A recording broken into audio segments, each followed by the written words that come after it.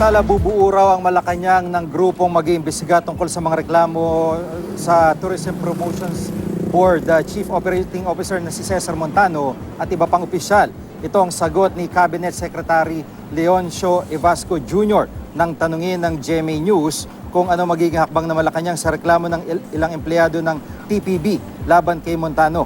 Ayon sa mga nagreklamo, inaprubahan umano ni Montano ang ilang kontratang hindi dumaan sa wastong pagsusuri. Questionable rin umano ang pagpili ni Montano sa ilang staff na kinabibilangan ng ilan sa kanyang mga kamag-anak. Nauna nang sinabi ni Montano na walang basihan ang naturang mga reklamo. Sinabi na rin ni Pangulong Duterte na kung sa tingin ng mga complainant ay may maling ginagawa sa Montano, dapat nga silang maghain ng reklamo. Pero sabi ng Pangulo, may tiwala siya kay Montano kaya niya ito itinalaga sa TPB. Ayon naman kay Evasco, ang Presidential Action Center ay hindi investigating agency. Anumang araw ngayon ay bubuuin na ang grupong mag-iimbestiga sa mga opisyal at kawani ng gobyerno na inire-report sa naturang Action Center.